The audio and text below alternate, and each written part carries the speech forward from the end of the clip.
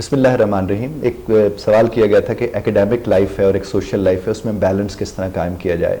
तो साहब, किसी भी चीज़ में बैलेंस कायम करने के लिए बाउंड्रीज सेट करनी पड़ती हैं। आप जब वो बाउंड्रीज लगा देते हैं तो आपको बहुत आसानी होती है, और बाउंड्रीज के लिए स्केजुलिंग ज़रूरी होती है कि आप स्केजुल कैसे करते हैं, इसे हम टाइम टेबल बनाना कहते हैं।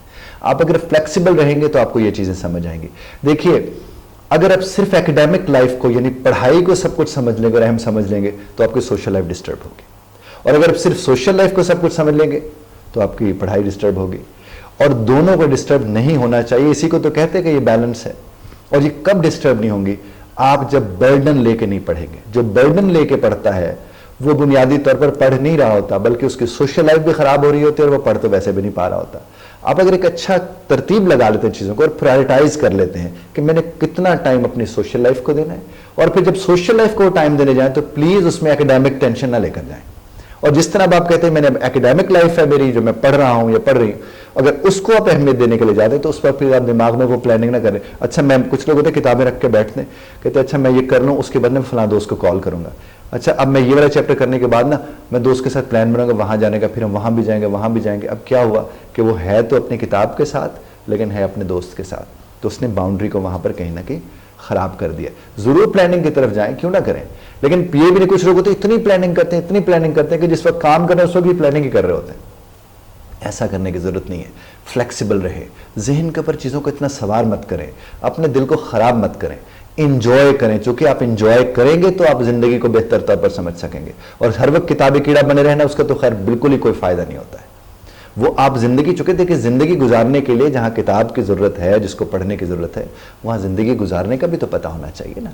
तो उसके लिए आप जिंदगी गुजारेंगे, लोगों से, दोस्तों से मिलेंगे, दोस्त बनाएंगे, अपने वालिदैन के साथ बात करेंगे, बहन भाइयों के साथ बात करेंगे, कुछ में कुछ गेम्स के अंदर शामिल होंगे, तो ही आपकी वो चीजें होंगी ना ठीक। और अगर हर वक्त सिर्फ किताब मुंह के सामने रख के पढ़ते रहेंगे तो हो सकता है कि आप नंबर तो 1100 में से 1100 ले लें, लेकिन जब आपको सोशल स्किल्स चाहिए होंगी लोगों के साथ इंटरेक्ट करने की, तो वहां पर आप कहीं ना कहीं क्या हो जाएंगे, इंट्रोवर्ट होते चले जाएंगे। आपको लोगों के सामने खड़े होकर बात करने में दिक्कत होगी। अब देखिए, सनी देओल एक बहुत बड़ा अदाकार है।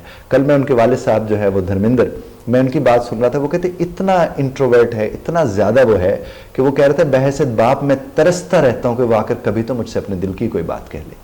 इतना बड़ा आदमी जिसको कितना बड़ा वो कहा जाता है कि हीरो है, वो यूं माचो मैन है, ये सब कुछ, लेकिन वो इंट्रोवर्ट है, अदाकार भी है, सब कुछ भी है।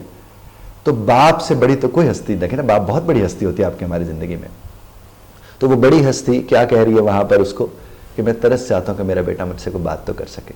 मैंने इस तरह बहुत से ऐसे लोग देखे जो बहुत गजब के होते हैं, जब आपस में बैठे बातें कर रहे होते हैं, लेकिन जो ही स्टेज पर जाते हैं उनके अंदर वो इंट्रोवर्ट होते, स्किल नहीं होती। कुछ लोग होते हैं वैसे अकेले में एक बंदे के साथ बैठ के बड़ी अच्छी बात करते हैं, 4 बंदे इकट्ठे हो जाएं तो एकदम वो पीछे चले जाते हैं। तो ऐसे लोग हो सकते हैं एकेडमिकली बहुत स्ट्रांग हो, लेकिन सोशली वो स्ट्रांग नहीं होते। तो आपको स्ट्रांग दोनों तरह से होना ज़रूरी है। एकेडमिक में भी बहुत अच्छे स्कोर नंबर आपको लेने चाहिए, और सोशली भी आपका इंटरेक्शन बहुत अच्छा होना चाहिए, कज़न्स के साथ, दोस्तों के साथ, क्लास फेलोज़ के साथ। ये आप करेंगे तो ये बेहतर होगा। इसका मतलब क्या हो कि जो किताबी कीड़े हैं वो कोशिश करें दोस्त ज़्यादा बनाने की, जो सिर्फ दोस्त ज़्यादा बना के फिर उन्हें पढ़ने की ज़रूरत है। और जब ये दोनों बैलेंस करेंगे तो इनकी ज़िंदगी में बैलेंस आना शुरू हो जाएगा। उम्मीद है मेरी बात आप तक पहुंची होगी। इख्तिलाफ राय का हक आप महफूज रखते हैं, बज़र तर्ज़ इख्तिलाफ राय का ख्याल रखिएगा, और इस बात का खास तौर पर ख्याल रखिएगा कि ये बैलेंस आपके लिए ज़रूरी है, आपने अपने लिए करना है। मेरे लिए ज़रूरी है ये नहीं, वो तो मैं और मेरा खुदा जानता है। आपके लिए ज़रूरी है, आप इसका ध्यान रखिए, इसका ख्याल रखिए, अच्छी सी ज़िंदगी गुजारी, चाहे वो सोशल हो या एकेडमिक हो।